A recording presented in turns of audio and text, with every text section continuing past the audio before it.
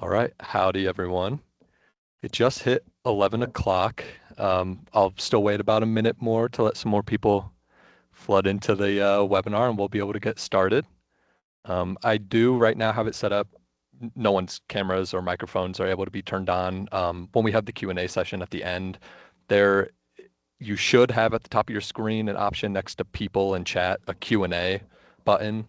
There is a discussion post posted in it where you'll be able to basically leave a comment on the discussion post. And I and Kate, who's helping me out, will be able to go through and look at the questions and I'll be able to take care of it from there. So we'll just wait another minute or so.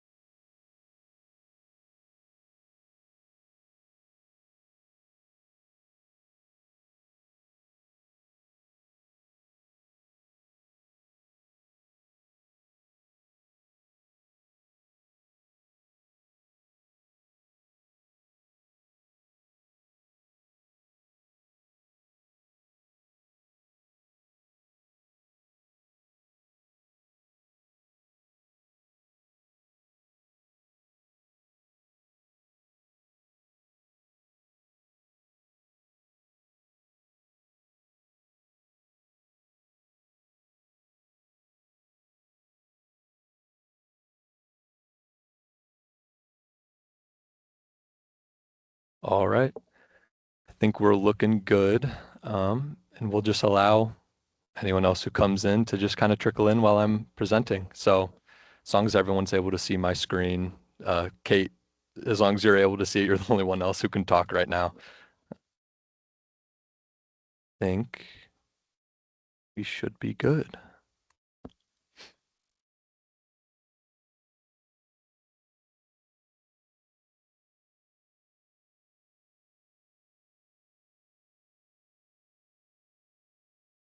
Wait a minute.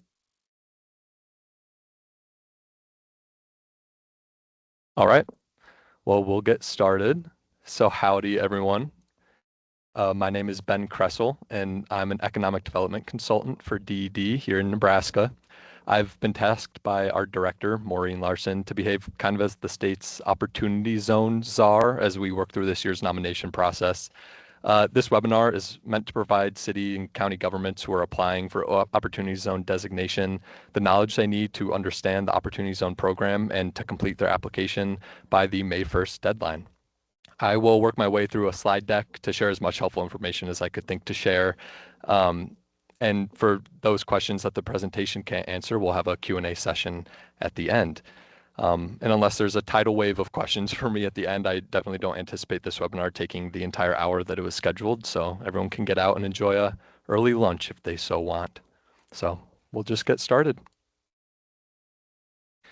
So first, what are opportunity zones? For those who may not already be familiar, the Federal Opportunity Zone incentive was first established through the Tax Cuts and Jobs Act that President Trump signed into law in 2017. In this version, the Opportunity Zone program was a temporary one, but with the passage of the One Big Beautiful Bill in July of this previous year, OZs have become a permanent part of U.S. law. The purpose of the Opportunity Zone program is to spur investment and to drive economic growth in low-income areas across the country. This is done by providing specific incentives like tax deferrals and steps up in basis to investors who utilize the program. And I'll speak later about what those incentives actually look like in practice.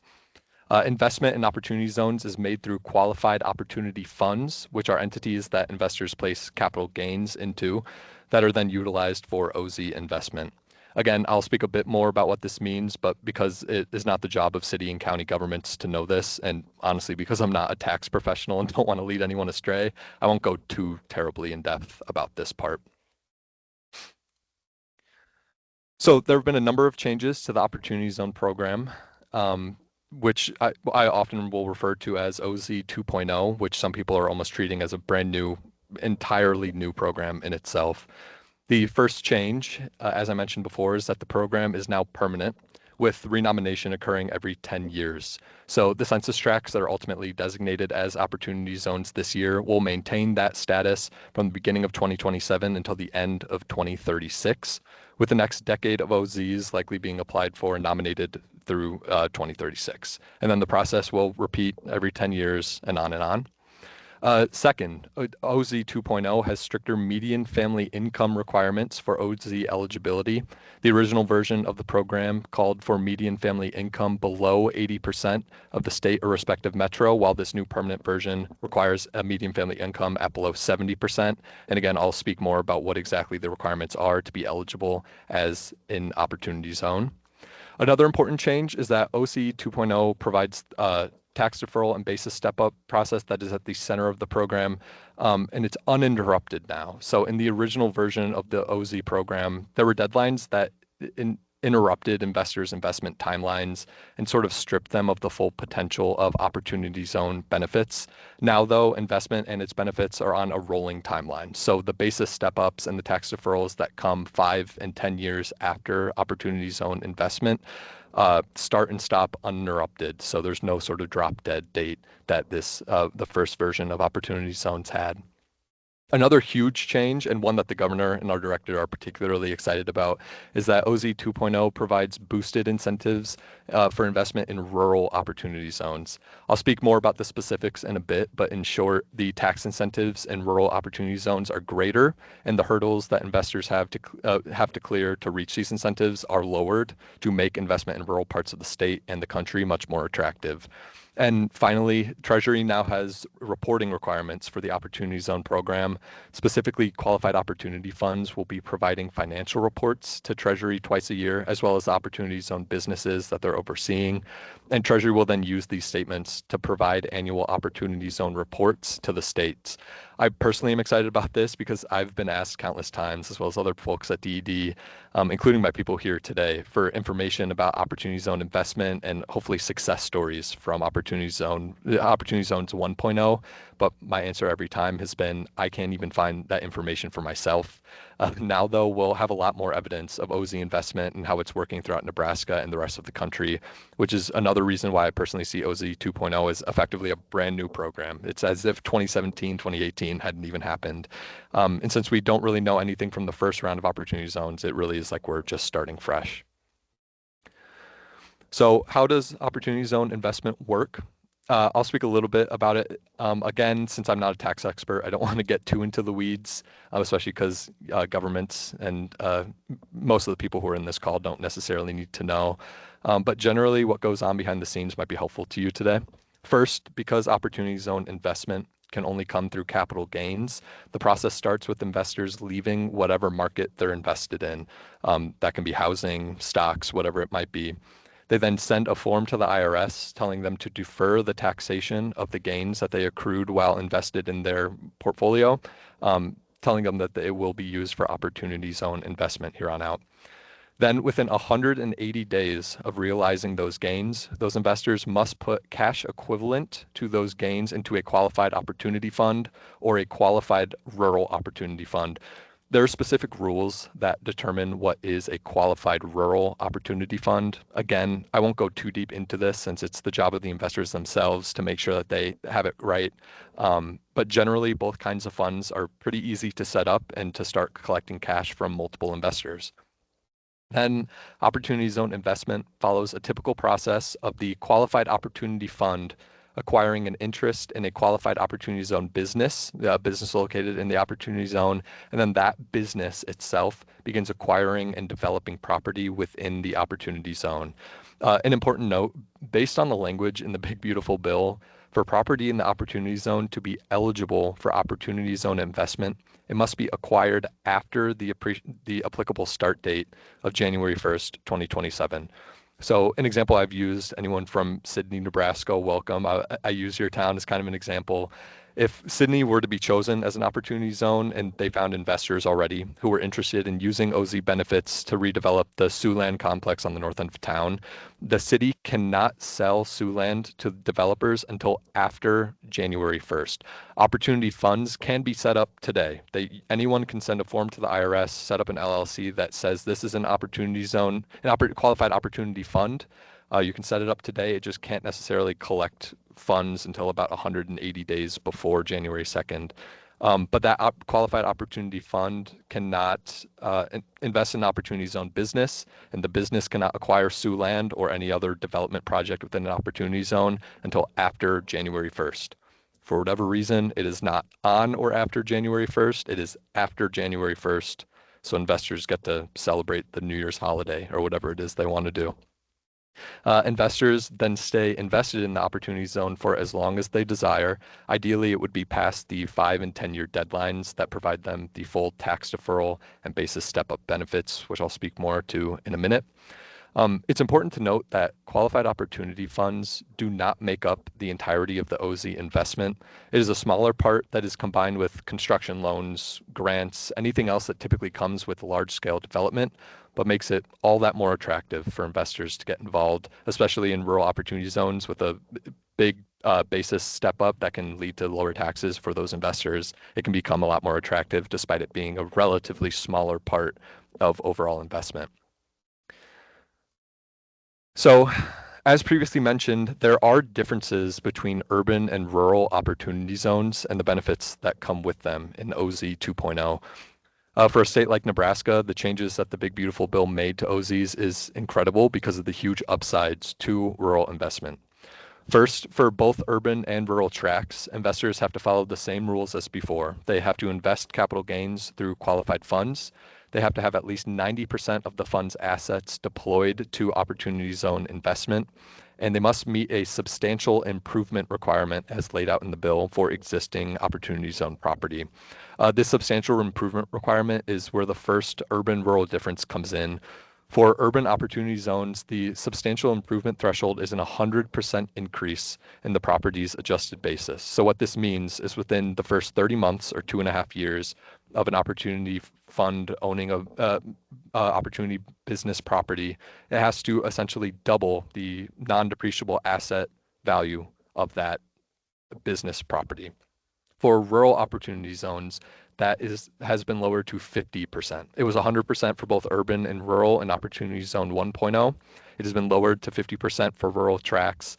There were rural communities that were complaining and fearful of it being much harder to reach that 100% improvement threshold. So it's been lowered to 50%. It makes it easier for rural tracts to attract investment in opportunity zones, and it makes it easier to comply with the opportunity zone rules for investors.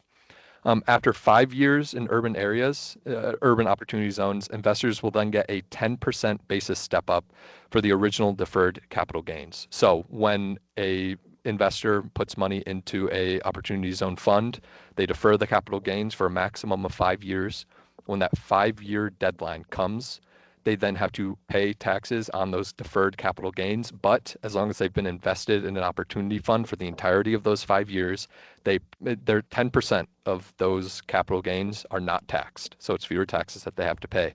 In rural opportunity zones, this has been changed to 30% of the taxes of the capital gains that they do not have to pay taxes on. This is something that many investors are particularly excited about, that a 30% basis step up is a truly noticeable change, and makes it much more attractive to invest in rural opportunity zones. And then for both, after 10 years, both urban and rural tracts, after 10 years, there will be no taxes paid on new opportunity zone appreciation. So if you've been invested in an opportunity zone for the entire 10-year mark, that 10 years comes and goes, and however long you want to take, at least as long as it's less than 30 years, because there are further rules with that.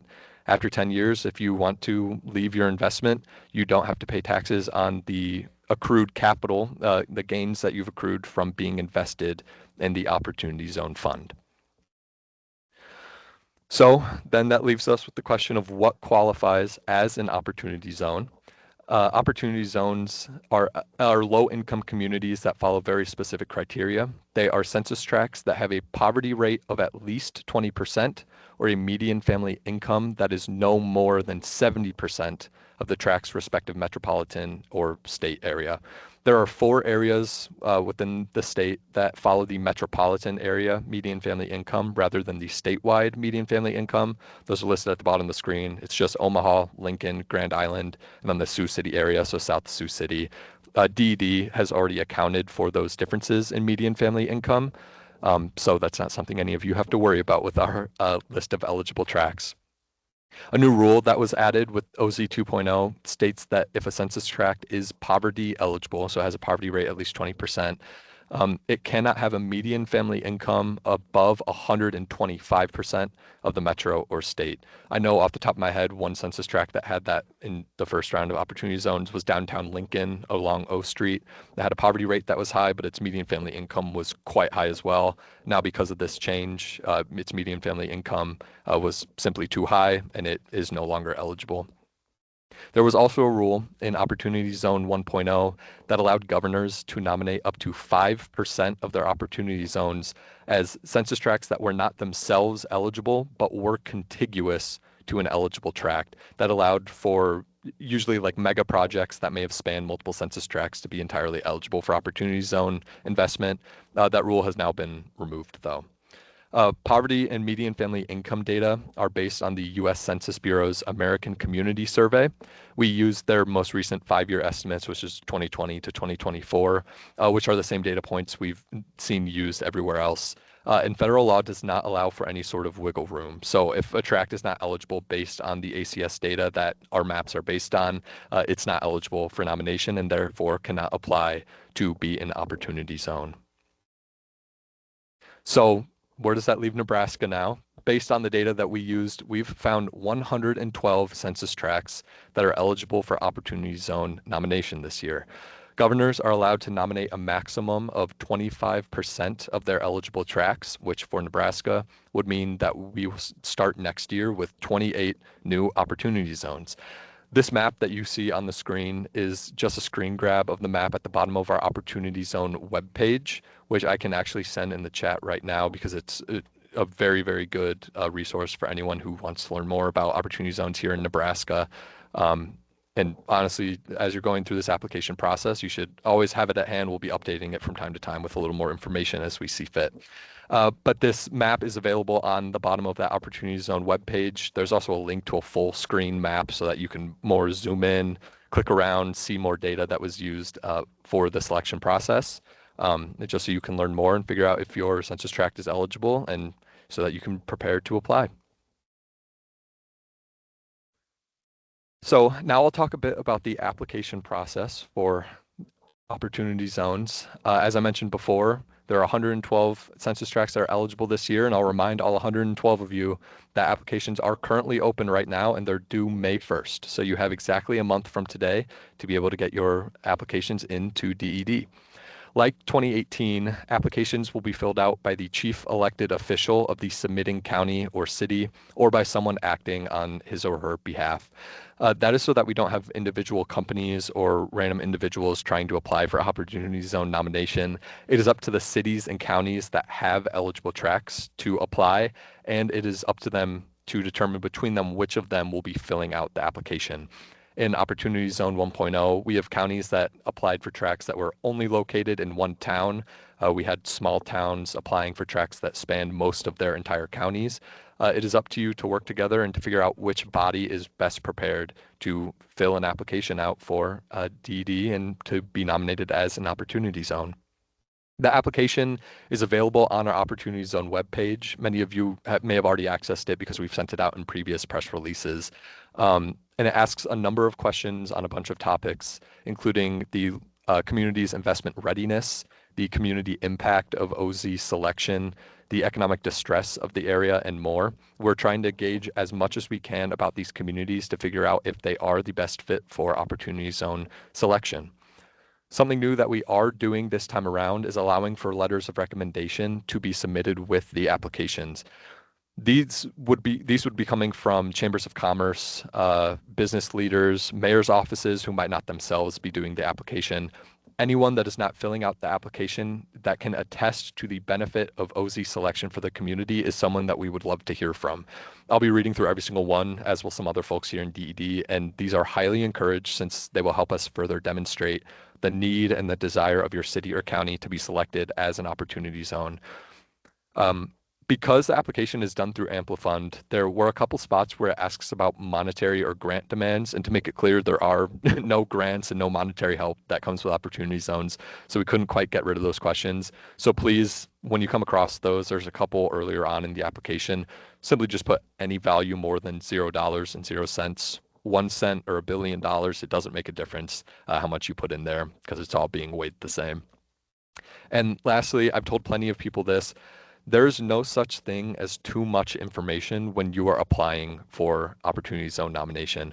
We want to know your community like the back of our hand at DED so that we can make educated and successful choices for our OZ nomination. Any housing or economic or workforce reports that your government has available to it that can help us understand what your community is like and can help us better show that Opportunity Zone nomination would make a true substantial impact in your community. All of that is very much encouraged as you're applying for opportunity zones. So the nomination process. Once May 1st comes and goes and we at DED begin reviewing applications, this is what our nomination process will look like. Again, there will be 28 opportunity zones across the state that the governor is allowed to nominate. Like we did in 2018, these 28 tracks will be split up evenly between Nebraska's 3 congressional districts. We want the program to reach every corner of the state, and we want to make sure that rural communities, which OZ 2.0 has been redesigned to sort of cater towards, don't feel drowned out by Omaha and Lincoln. And we want to make sure that these rural opportunity zones get the chance to come to fruition and have the boosted incentives that come with OZ 2.0. DED will then work to compile our list of 28 tracks we believe are best for OZ nomination and send those to the governor likely by mid-June. I want to make it clear that the 28 tracks that are chosen are not necessarily the 28 tracks that are in most dire need of investment.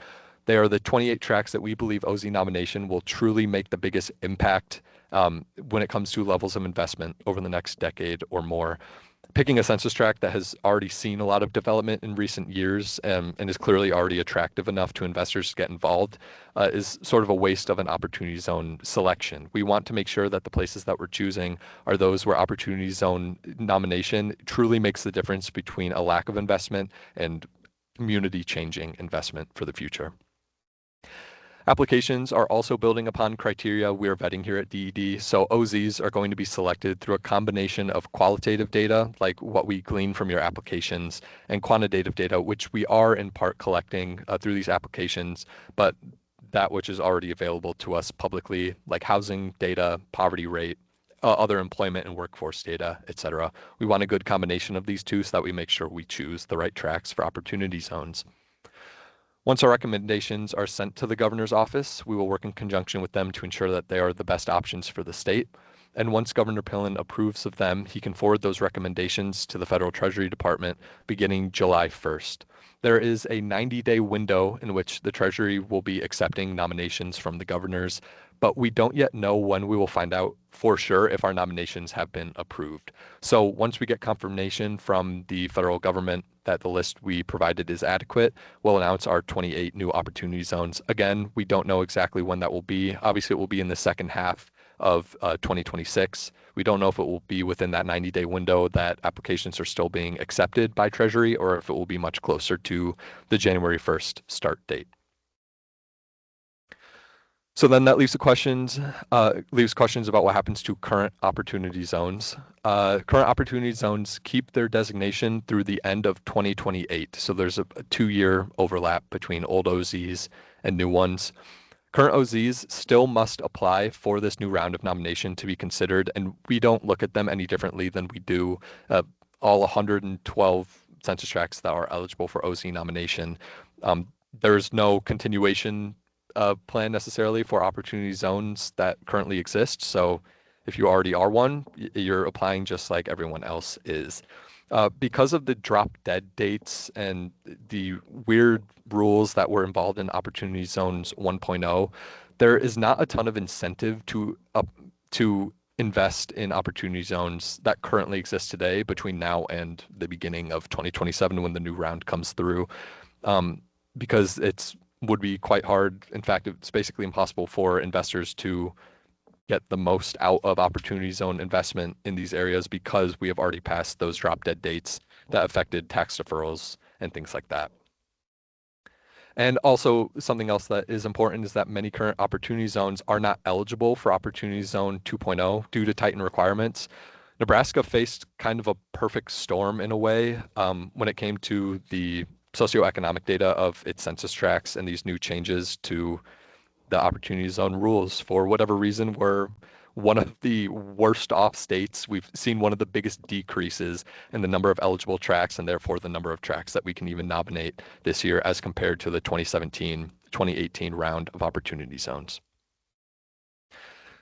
So some important contacts and resources for anyone who wants to learn more. Opportunity Zones, again, for the final time, are due to DED by Friday, May 1st, exactly a month from today.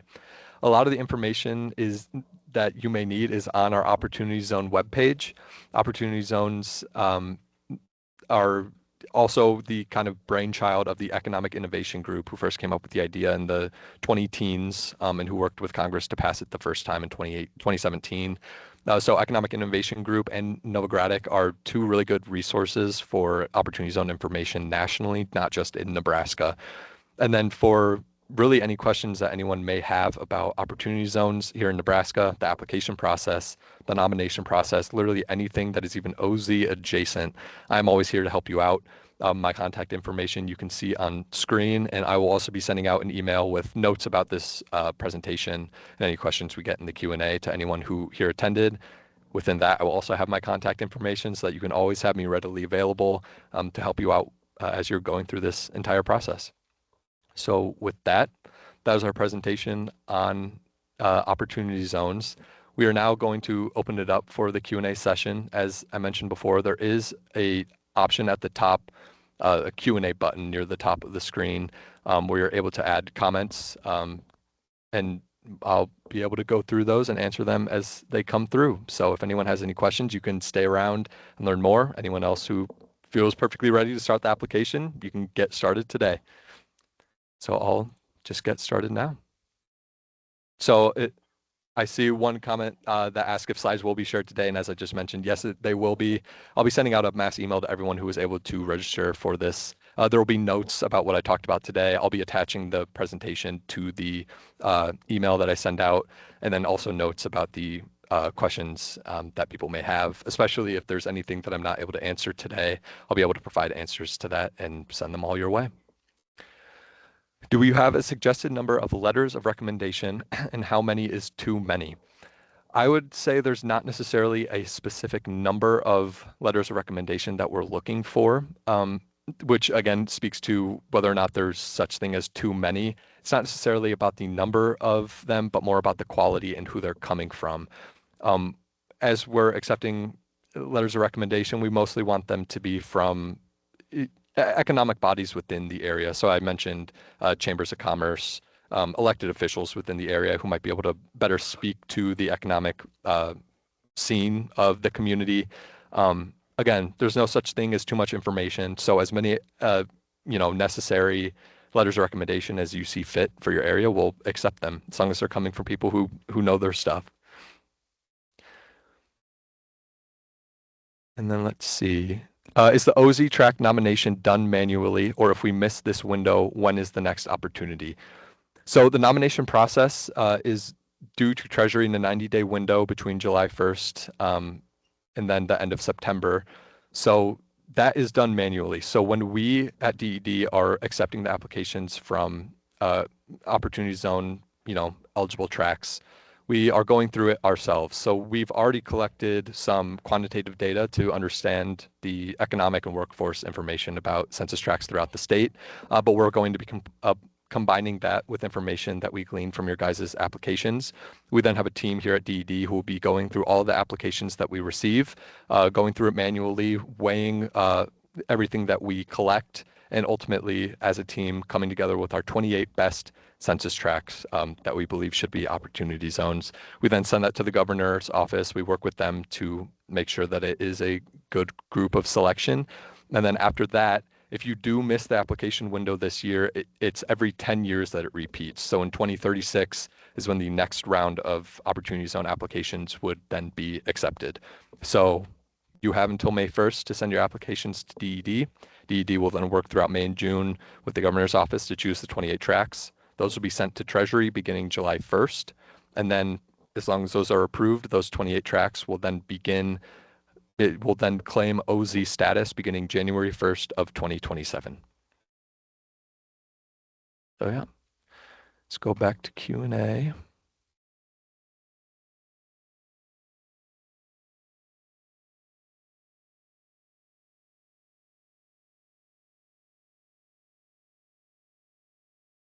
One question is, I mentioned qualitative and quantitative data. Can I provide any additional guidance on these? And are there any thresholds? And does the community have an industrial park or marketable land?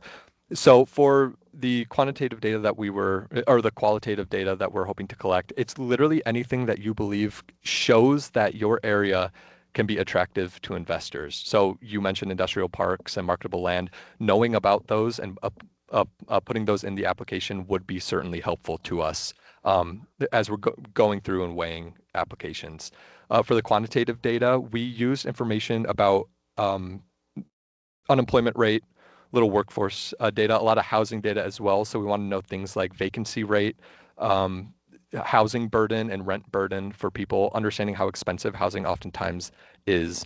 Something that's important to note is that in 2017, when Economic Innovation Group, as I mentioned before, kind of came up with this idea and worked with Congress to get it passed, EIG largely saw the program as a housing one. They wanted it to be an opportunity to build more affordable housing throughout the US.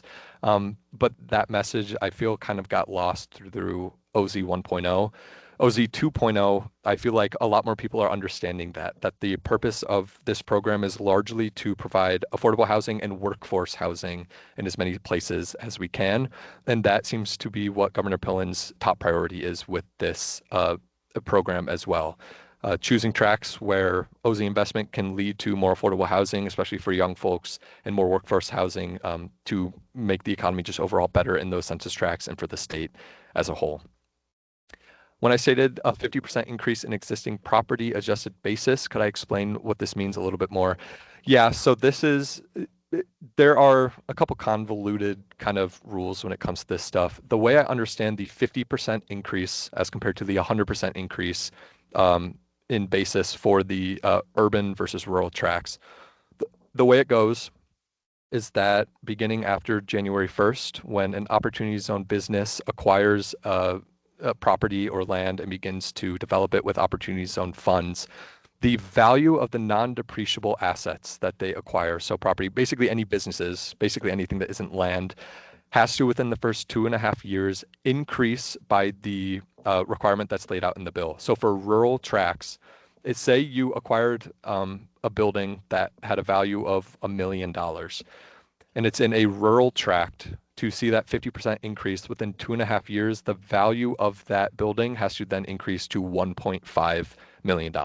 In an urban tract, one that's selected as an opportunity zone, it needs to see an 100% increase. So within 2.5 years, the value of it essentially has to double. I admittedly do not know a ton of the information for when it comes to buying simply land and then building on top of that. That again is, as I mentioned before, something for like a tax expert to be able to help you out with. And it's not something that I can like perfectly lay out for you today, unfortunately. When can rural opportunity funds be established? And is there a current list of funds that have been created thus far? So for that second question, a current list of funds, we do not have, as I mentioned before, because there were no reporting requirements when it came to opportunity zones in the first round, we know very, very little. There are lists nationally of opportunity funds, some of which may happen to have the name Nebraska in the word Nebraska in their name. We don't, though, know one, where they invested or if they even invested opportunity funds at all. So it's not something we even know ourselves or are able to provide. The goal, of course, though, is to make opportunity zones as attractive as possible, and to make it as public as possible, get as many investors knowledgeable about it as possible before the January 1st start date, that we see a big influx in opportunity funds and rural opportunity funds to be created. When rural opportunity funds can be established is technically today. You can basically just tell the IRS, uh, they're set up by the investors themselves. You essentially create an LLC and then register it with the IRS. It says this is an opportunity fund or a registered opportunity fund. The problem, though, is that because of that deadline of 180 days after you realize capital gains and then have to put it in an opportunity fund, you can't actually, as an opportunity fund, accept money yet because we're over 180 days away from that January 1st deadline. So they can be technically created today. They can't effectively do much until really after January 1st when the program begins. Another question is, when reviewing economic distress, what comparative geographies do you want us to use to see next to the tract, example, city, county, zip code, state, or is the tract alone what you expect? Really anything that overlaps with the tract. Getting information about the tract itself would be great. That, of course, is super helpful to us when looking at a single individual tract that might not be surrounded by other eligible tracts.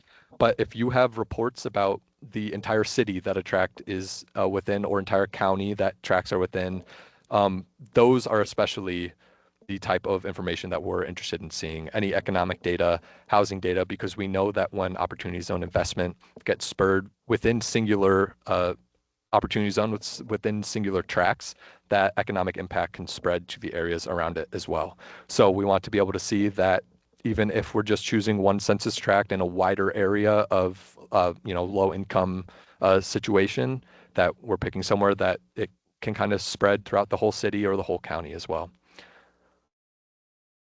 And if anyone has issues with Amplifund or Una, who is their best person of contact, that honestly would be me for right now. Hopefully, if you're having any sort of issues with it, that don't seem to be something that Amplifund itself is able to help you out with. If it's actually the application itself, I should be able to help you with that. I'll be able to talk to folks in DED who might know a bit more about it, get you in contact with them. But your first point of contact can always be me for these sort of questions. Then there's a comment that says U.S. Treasury published OZ 1.0 tracts that were determined to be rural OZ, and that is correct. They had a list of, they did differentiate between urban and rural tracts, but it wasn't necessarily something that you saw a big difference in terms of the benefits from. The step up in basis that got increased to 30% is something that is new now for rural tracts. And I believe that that 50% substantial improvement threshold being lowered from 100% in urban tracts to 50% in rural tracts is something that's new as well. So though we did know the difference between rural and urban tracts, they're effectively treated almost differently now. Does community need to be EDCC certified? And if not, why not? That, again, is not necessarily something that I could speak to right now, but overall, and I've been asked this question before, someone had asked in a previous meeting how long it would take to apply and if it's worth the time for everyone to do so. There's not a single census tract in the state that I would tell to not apply. We would love for all 112 census tracts that are eligible to be applied for by their city or county, because we want to make sure that everyone actually has a shot at this opportunity. So right now, I would say that EDCC certification isn't necessarily something that limits or approves your opportunity to apply to OZs. And overall, anyone can apply. Any eligible tract can apply. Promised Land Opportunity Zone Fund is a rural OZ focused investment in farmland OZ. So I think that's just another comment. And then I do know Michael Amaro. I've been getting some emails from him. We have some folks in the chat who are able to speak more to Opportunity Zone guidance, who are kind of private entities outside of the state who, if anyone is interested, can kind of chat with them. Going back to the Q&A section. When can a rural opportunity fund be established was something I already mentioned before. All right. So it looks like I have gotten through all of them in the Q&A. Just scroll. Oh, let's see if there's one more. No, that looks like it's it. So Unless anyone has any more questions right now that you want to send in the chat or in the Q&A, that's all that I have for you right now. Giving you back about 20 minutes of your day so you can enjoy that however you'd like. But again, my contact information is on screen. I'll be sending an email with this presentation and other notes to everyone who attended today with more of my contact information. And please, every single person in here, do not hesitate to reach out, ask any questions that come up as you're filling out the application. And thank you all very much for being here today. So thank you.